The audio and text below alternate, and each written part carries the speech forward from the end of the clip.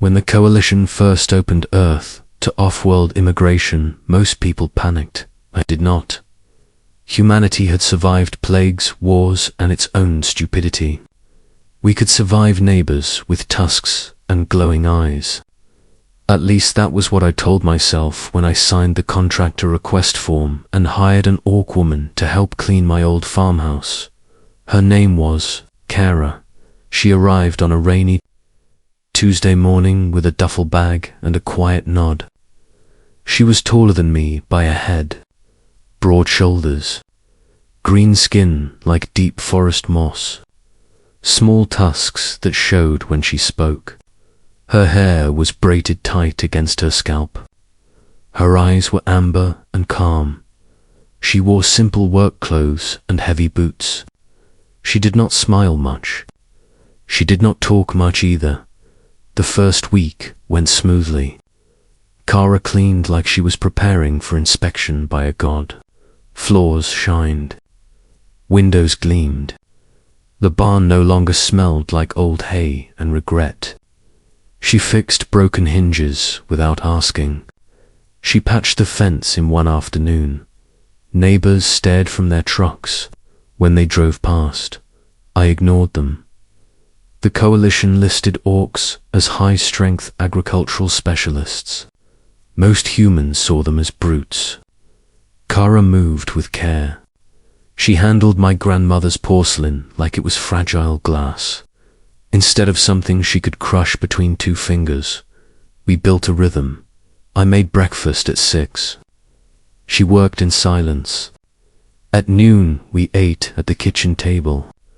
She preferred meat and bread. I preferred whatever I could cook without burning. In the evenings, she retreated to the small room near the back stairs. I respected her privacy.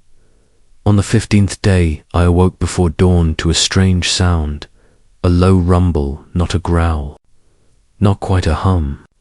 It vibrated through the hallway floor. I followed the sound to the kitchen. Kara stood by the sink, gripping the counter. Her shoulders were tense. Her breath was slow but heavy. The air felt different, thicker. She looked at me. Her pupils were wide. Her nostrils flared once, as if she was testing the air. "You should go back to bed," she said. Her voice was rougher than usual. "I heard something," I replied. "Are you hurt?" She hesitated. "No." Silence stretched between us. I stepped closer. "Kara, what is wrong?" She looked away first. "It is a biological cycle. It will pass, like a fever." "Not exactly." I waited. She took a slow breath. "Among my people, we call it the red moon. Your language translates it poorly. Humans say heat." The word hung in the air. I blinked. Oh, that was all I managed. Orcs were not animals. They were citizens under coalition law. I knew that. Still, the word carried weight. My mind filled with awkward images from old fantasy novels and worse internet forums. Kara straightened. "I will not cause you trouble. I control myself." "I never thought you would," I said quickly. Her jaw tightened. "Some humans assume. I am not some humans." She studied me for a long moment. The rumble in her chest eased. "This cycle increases aggression and instinct," she said. "For warriors, it is useful. For civilians, it is inconvenient. So you are uncomfortable," I said. "Yes." The honesty in her voice hit harder than any threat could. I leaned against the table. "What do you need?" She seemed surprised by the question.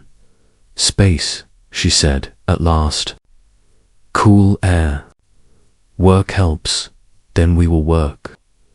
That morning we cleaned the attic. Dust rose in thick clouds. Sunlight cut through the small window and painted her skin gold. She moved faster than usual, stronger too. She lifted boxes I could barely budge. But she was not reckless. When our hands brushed while carrying a trunk, she froze. The rumble returned, not angry this time. Something else, her gaze locked onto mine. For a second, the world narrowed to amber eyes and the sound of rain on the roof. I stepped back first. Sorry, I said. You did nothing wrong, she replied. Her control impressed me.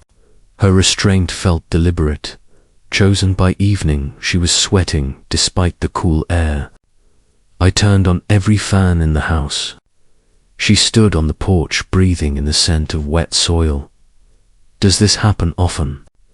I asked from the doorway. Twice each standard year. And you usually work through it? Yes. Alone? Yes. The last word carried a shadow. I walked down the steps and stood beside her.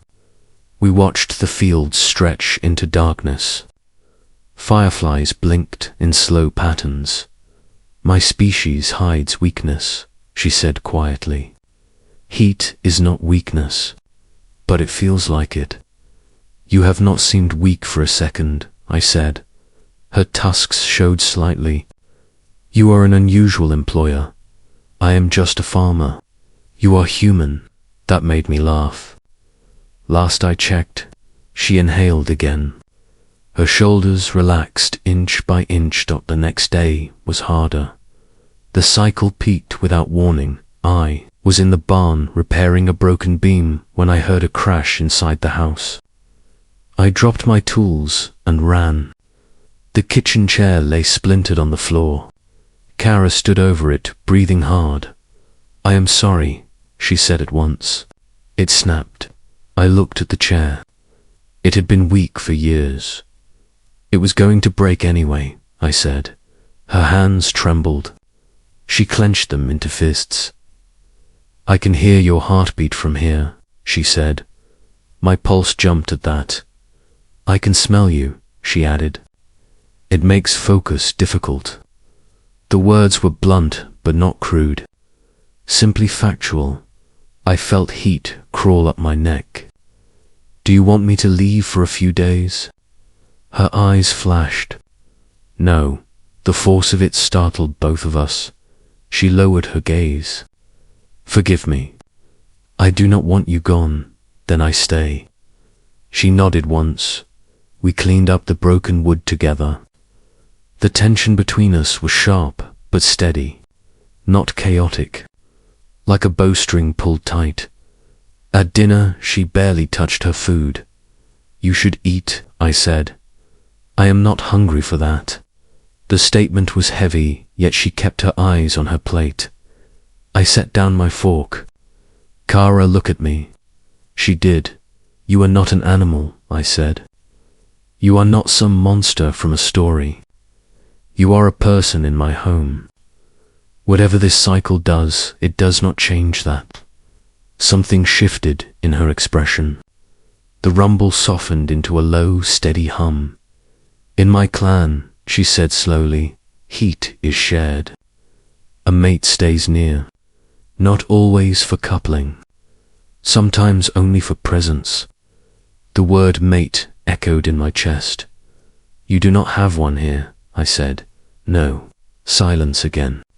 But this silence felt different. Full instead of empty. I reached across the table. I did not grab her. I did not rush. I simply placed my hand palm up between us. She stared at it as if it were a challenge. Then she placed her larger hand over mine. Her skin was warm, rough, real. The rumble faded. We stayed like that. For a long time. That night, the storm returned. Thunder rolled across the fields. The power flickered out. The house fell into darkness. I lit candles in the living room. Kara stood close behind me. Not touching. Just close. I hear your heart again, she said softly. It is probably racing. It is steady. Another crack of thunder shook the windows. Without thinking, I stepped nearer to her. She did not move away. The air felt charged. Kara, I began. Yes, if this is too much, tell me. She turned to face me fully. Candlelight danced across her features. The amber of her eyes looked almost molten. I choose this, she said, not instinct. Not compulsion, choice. I raised my hand and brushed a loose strand of hair from her temple. She inhaled sharply, but did not pull back. Her hand came to rest at my waist. Careful, controlled. We leaned closer. The kiss was slow, testing, no rush. No wild hunger, just warmth and the steady beat of two hearts finding the same rhythm, the rumble in her chest, transformed into something almost like a purr.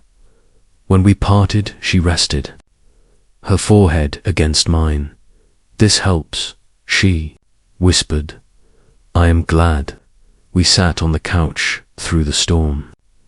Sometimes we spoke. Sometimes we did not. Our hands remained linked.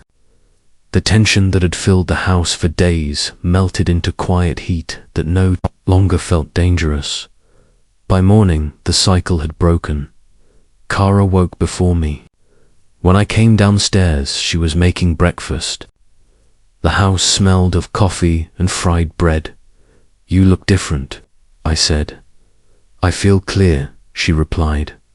She placed a plate in front of me and met my gaze. No wild pupils now, no trembling hands. Thank you, she said. For what? For staying. I shrugged. Seemed like the right thing. She stepped closer. Many would have left. Many are idiots. A small laugh escaped her. It was the first time I heard it fully, deep and bright at once. Days passed. Work resumed. The fence stood straight.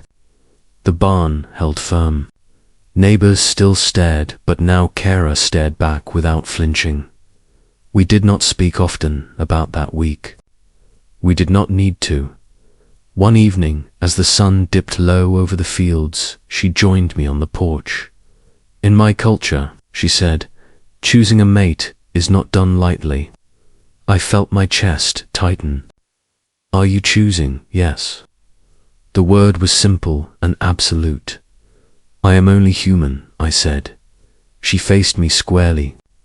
You are exactly human. That is enough. I reached for her hand again. This time there was no trembling, no storm, just warmth. Across the darkening sky, a faint red glow rose above the horizon. Another planet reflecting distant light. Not a moon of Earth. A reminder that we were not alone in the universe. Any more humanity had feared invasion, conquest, monsters instead. We found neighbors, workers, warriors, and sometimes something far better. Kara leaned against me as the fields whispered in the wind. The future would not be simple. Clans would question. Humans would gossip. Cycles would return. But we would face them together. And, for the first time since the coalition, ships had split the sky open. I felt certain of something. The universe was vast and strange, yet in this small farmhouse, on a quiet patch of earth, two species had found common ground, not through force, not through fear, through choice. Asterisk.